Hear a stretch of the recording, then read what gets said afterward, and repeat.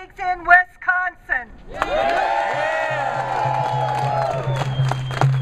Many of you may not know, by virtue of a 1977 Virginia Supreme Court decision, Commonwealth versus Arlington County Board, and the Prohibition Section 40.1-57.2 in the Code of Virginia, Virginia's teachers and support personnel are prohibited from the right to collective bargaining.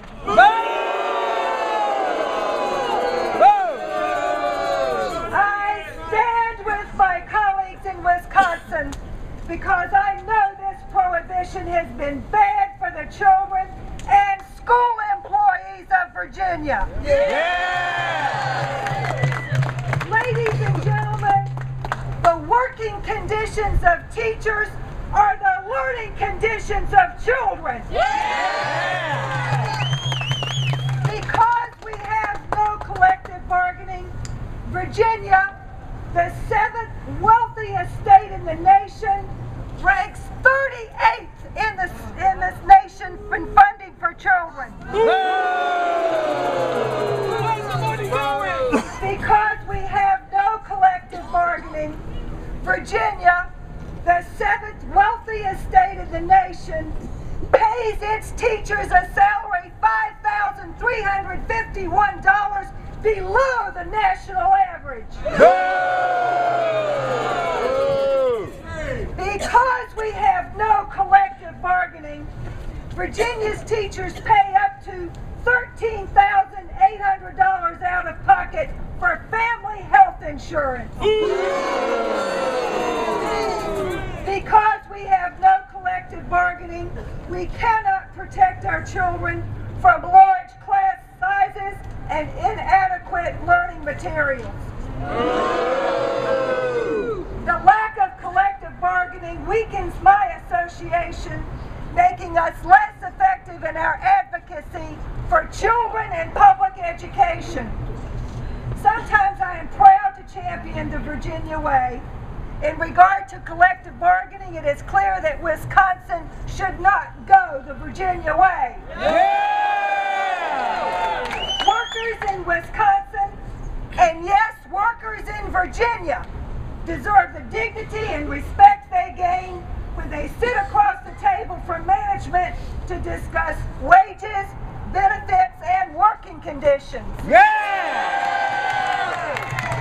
I stand with the teachers of Wisconsin, and I stand against the billionaires driving Scott Walker and his buddies who are working to destroy America's middle class, America's public servants, and America's public schools. Thank you very much.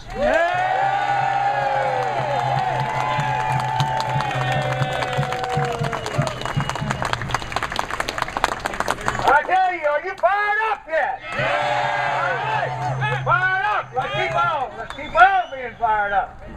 All right, we got William Schaefer. Is William here? He's here.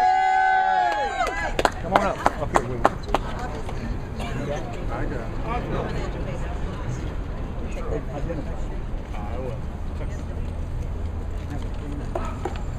My name is Bill Schaefer, and I'm from Wisconsin.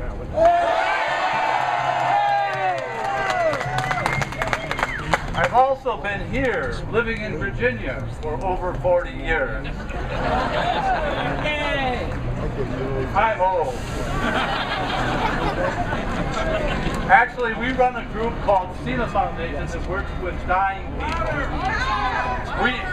We work with an organization called Cena Foundation that works with dying people. But today we're here to talk to you about living our lives, our time. Our teacher before me just said, this is about collective bargaining. We know we're broke, we know we have to pay, but we cannot give up collective bargaining. No way! My father was a union organizer in Wisconsin from the 20s through the 50s.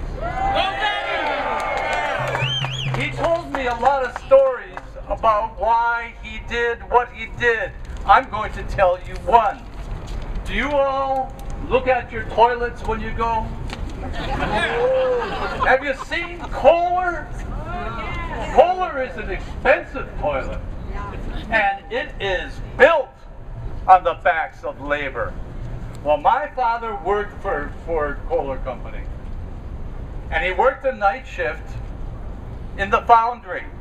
And long after we got all the rights, they still didn't clean up the foundry. Long after my father left the working force. But back when he was working, he worked the night shift in the middle of the winter. And he worked on a machine many feet above him in the winter night.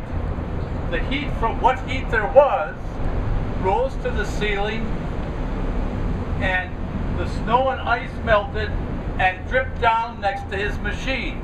As he worked, he could see his breath, and next to him was a puddle of ice. And one night the foreman came to him, and said, I want you to go over to the stables, because in those days there weren't so many tractors, infernal combustion engines. And he went to the stables to pick up a tool.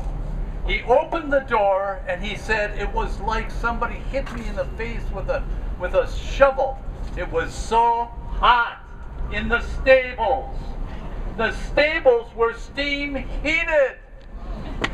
My father had a bit of a temper. I have a bit of a temper. It makes me angry just knowing it. He went and got the tool, went back into the factory, blowing steam into the air. He said to his foreman, how can you do that? The horses are warm and we're freezing. You know what that foreman said? He said, if you, Otto, my father was obviously German, Otto, if you get sick and die tomorrow night, we will have another worker here.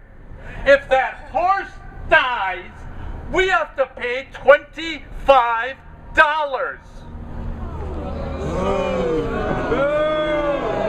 My father said, oh, this doesn't work, and he began organizing. And what happened then?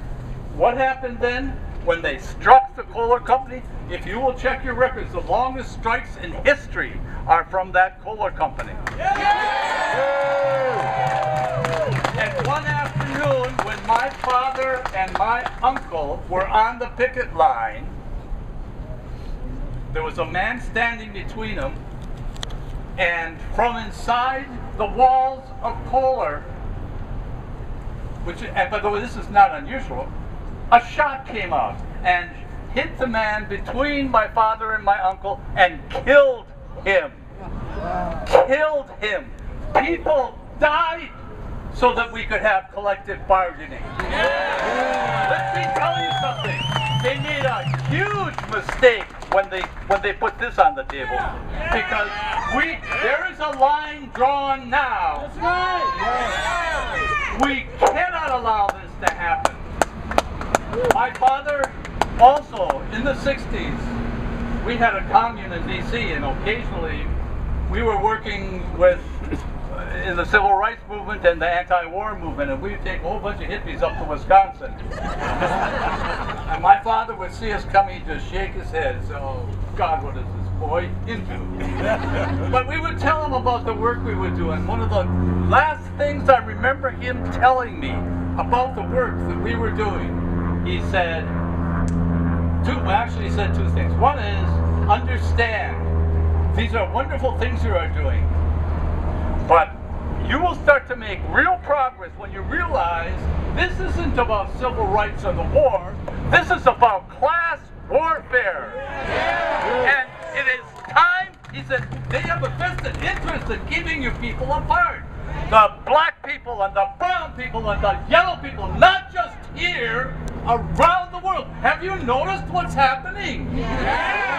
You think you're not connected to the people in Egypt? We are! Did you know that a 20-year-old boy who helped lead the revolution in Egypt 4 days ago put up a banner in Trafalgar Square that said, "We support the workers in Wisconsin"?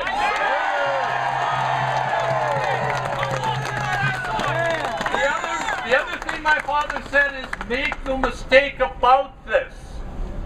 We have won, and they have.